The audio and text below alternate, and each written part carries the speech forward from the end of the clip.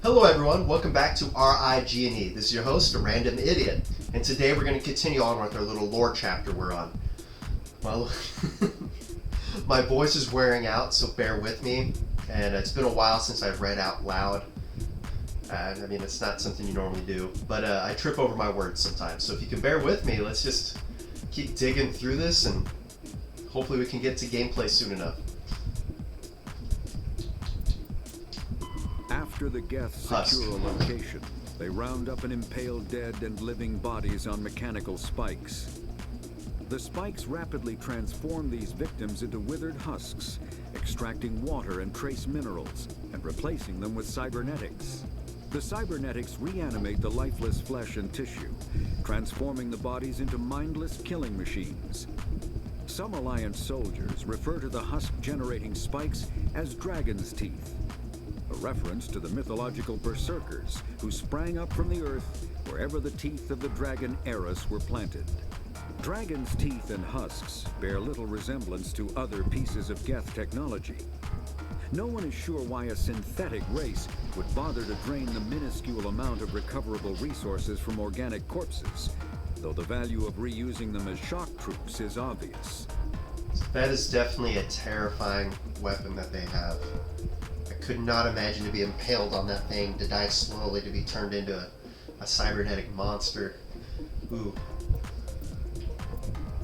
I guess we'll just go ahead and get into Citadel and Galactic Government. The Citadel is an ancient deep space station, presumably constructed by the Protheans. Since the Prothean extinction, numerous species have come to call the Citadel home. It serves as the political, cultural, and financial capital of the galactic community. To represent their interests, most species maintain embassies on the Presidium, the Citadel's inner ring. The Citadel Tower in the center of the Presidium holds the Citadel Council chambers. Council affairs often have far-reaching effects on the rest of the galactic community. 5 arms, known as the wards, extend from the Presidium. Their inner surfaces have been built into cities, populated by millions of inhabitants from across the galaxy. The Citadel is virtually indestructible. If attacked, the station can close its arms to form a solid, impregnable shell. For as long as the station has existed, an enigmatic race called the Keepers has maintained it. Then the Citadel Council. The Council is an executive committee composed of representatives from the Asari Republics, the Turian Hierarchy, and the Solarian Union. Though they have no official power over the independent governments of other species, the Council's decisions carry great weight throughout the galaxy. No single Council race is strong enough to defy the other two, and all have a vested interest in compromise and cooperation. Each of the Council species has general characteristics associated with the various aspects of governing the galaxy. The Asari are typically seen as diplomats and mediators. The Solarians gather intelligence and information. The Turians provide the bulk of the military and peacekeeping forces. Any species granted an embassy on the Citadel is considered an associate member, bound by the accords of the Citadel Conventions. Associate members may bring issues to the attention of the Council, though they have no input on the decision. The Human Systems Alliance became an associate member of the Citadel in 2165. Spectres. Spectres are agents from the Office of Special Tactics and Reconnaissance, and answer only to the Citadel Council. They are elite military operatives, granted the authority to deal with threats to peace and stability in whatever way they deem necessary. They operate independently or in groups of 2 or 3. Some are empathetic peacekeepers, resolving disputes through diplomacy. Others are cold-blooded assassins, ruthlessly dispatching problem individuals. All get the job done one way or another, often operating outside the bounds of galactic law. The Spectres were founded after the Solarians joined the Council. For many years they operated in secrecy as backroom problem solvers. Only after the Krogan rebellions did their activities become publicized. Assignment of a Spectre is less contentious than a military deployment, but makes it clear that the Council is concerned about a situation. Alrighty, we'll roll into secondary and we'll get through the Citadel and Galactic Government. So the Citadel Conventions. These diplomatic talks occurred in the wake of the Krogan rebellions as a response to the destruction of the conflict and an attempt to distance the Council from the brutal Krogan warfare. The conventions regulate the use of weapons of mass destruction. A WMD causes environmental alteration to a world. A bomb that produces a large crater is not considered a WMD. A bomb that causes a nuclear winter is. Use of WMD is forbidden on garden worlds like Earth with ecospheres that can readily support a population.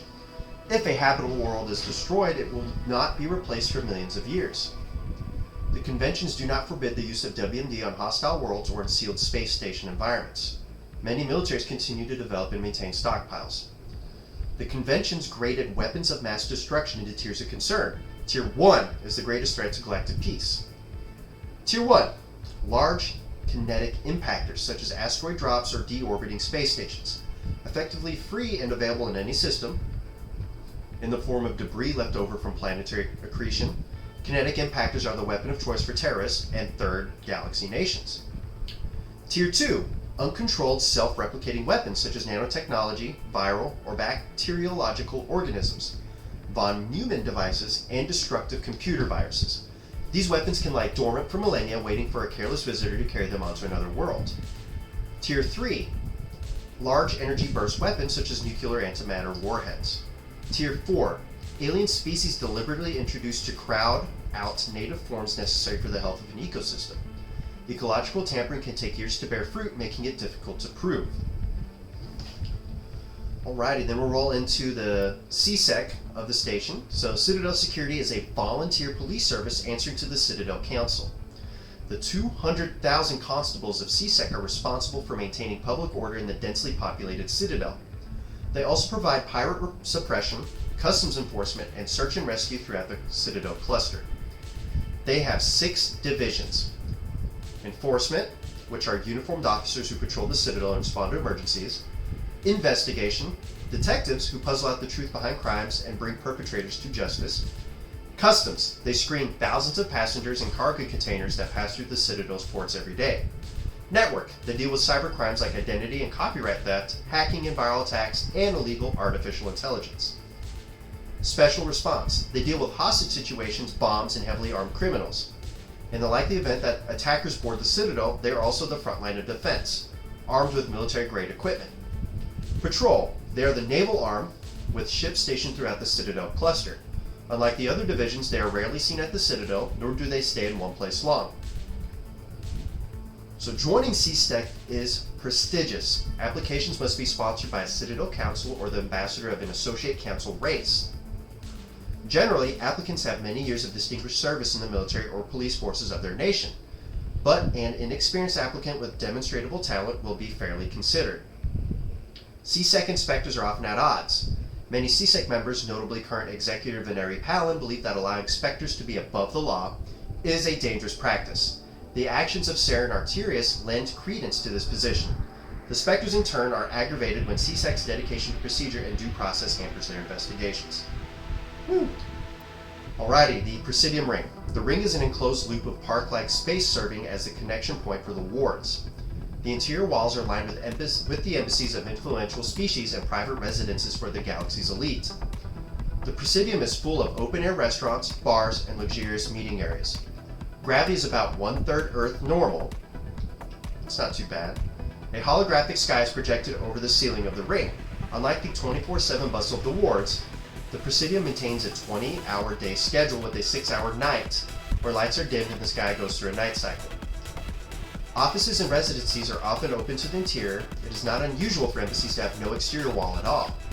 This does not cause a crime problem due to the heavy CSEC presence and ubiquitous monitoring devices on the Presidium.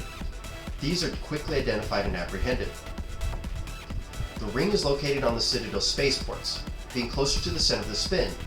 There is less motion for a ship to match, and the reduced spin gravity makes handling cargo easier. Hundreds of ships pass through the Citadel every day, and every species with an embassy is granted a private dock. The tower at the center of the ring holds the administration of the Citadel Council. The tower rises over a kilometer from the ring, appearing to thrust forward parallel to the ward arms. As the tower is at the center of the spin axis, it experiences little centrifugal force. Gravity is maintained using mass effect fields at a 90-degree angle to the ringed wards. A consular dock can be found at the base of the tower. While normally used for diplomatic couriers and spectre business, the shuttles docked here can evacuate the council government in an emergency. Alrighty, the Serpent Nebula, which is where the Citadel is located. The Citadel is surrounded by a blue-tinted reflection nebula. The light of the nebula is actually light from the Citadel scattered and reflected back to the station. At first, the Serpent Nebula was assumed to be made of microscopic construction debris. Prevailing theory holds that the Protheans used molecular nanotechnology to manufacture the incredibly durable materials used in the Citadel. But unlike other nebulae, the Serpent does not seem to dissipate over time. Therefore, it must be replenished constantly. The current popular theory is that the non-recyclable waste collected by the Citadel keepers is somehow rendered down to the atomic or molecular level and ejected into the cloud. The thick nebula presents a navigation hazard. Beyond the relatively clear areas around the Citadel, electrical discharges are common. These are not blocked by kinetic barriers and can severely damage metal-framed starships. In addition, some dense knots of dust can overwhelm the repulsion of kinetic barriers on smaller ships. If such a vessel is moving fast enough at the time, the effects are similar to being hit by a sandblaster. Attempting to reach the Citadel through open space navigation is unadvisable. The only safe approach is through the various mass relays that orbit it. And I guess these are some statistics of the Citadel. Although the Citadel is equipped with Mass Effect generating Element 0 cores, most of the gravity on the station is generated by the centrifugal force of rotation. Cool. So it rotates about 3.5 minutes per revolution. It averages in the wards a little over 1 Earth norm, and then in the Presidium it's about 1/3. The total length when it is opened is around 44.7 kilometers. The diameter of it open, that's when the arms are open, is 12.8 kilometers. The length of the ward is 43.6 kilometers with a width of 330 meters. In the Presidium, the diameter of the ring is 7.2 kilometers with a width of 553 meters. The exterior arm thickness, I guess in the image you can see those like square areas, they're 13 meters. The estimated population, not including the keepers, is around 13.2 million. They estimate the weight to be around 7.11 billion metric tons. Jesus. And the height of the Presidium Tower is 1,047 meters. That's pretty interesting. So we'll get into the ward section now. The majority of the Citadel's population lives in the wards, the 5 massive arms of the station that house the residential and commercial districts. Many galactic races have established cultural enclaves here. Population density and the cost of living are extremely high, akin to Earth cities such as Hong Kong and Singapore. The wards are open-topped with skyscrapers rising from the superstructure. Towers are sealed against the vacuum as the breathable atmosphere and envelope is only maintained to a height of about 7 meters. The atmosphere is contained by the centrifugal force of rotation and a membrane of a dense, colorless sulfur hexafluoride gas held in place by carefully managed Mass Effect fields. The view from the wards is spectacular. In the background, stars, Serpent Nebula, and the nearby blue giant called the Widow move across the sky as the station rotates to stabilize itself. In the foreground, the lights of buildings and vehicles on the opposing ward arms perpetually shine. The Citadel has no real day or night, while the station keeps to standard galactic time for political functions. Businesses rarely close, and the residents acclimate to the sleep and works according to personal need rather than a day-night cycle. Additions and modifications are constantly being constructed, though they must stay within certain specifications that will not compromise the operation of the station. Occasionally, the keepers will descend on an area of the wards and move or change the architecture without explanation. Residents have learned to live with these inexplicable intrusions. And then we have the Treaty for Rexon. And judging by the looks of this, it's just to manage the construction of naval vessels, so we'll go in there. So due to the destructive potential of dreadnoughts, the Council races agreed to the Phyrexian Naval Conference to fix a ratio of dreadnought construction between themselves. At the top of the pyramid is the peacekeeping Turian fleet. Below the Turians are the other Council races, currently the Sari and Solarians. Council associate races are at the bottom. The Human System Alliance is part of the last group. The ratio of Turian to Council to Associate Dreadnoughts is 5 to 3 to 1. For every Dreadnought humans are permitted to build, the Asari have 3 and the Turians have 5. Huh, it's pretty interesting. You can kind of see why the humans in this are pretty pissy about trying to get a higher position so they can retain a, that military that we're used to having. Pretty interesting. Alrighty, and then with that, I'll go ahead and call that an end to the video. So keep hanging in there, guys. We probably have a handful of these to go through before we get back into more gameplay. With that, thank you for watching. Hope you all have a great day.